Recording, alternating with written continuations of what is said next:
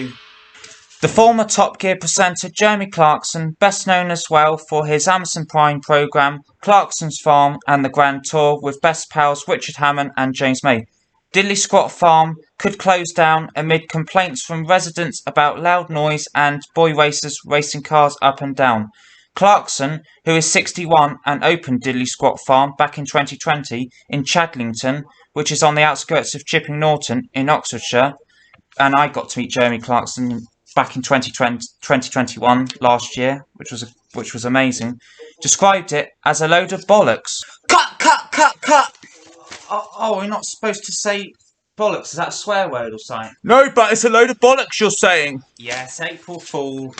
Nah, Clarksons Farm's not shutting down. April Fool. Off a piece of script I made up.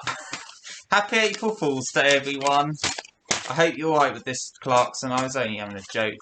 Had to get our fools going, didn't we? Happy April Fool's Day. I'm going to whip this up now. Because it's a load of fake news. Happy April Fools.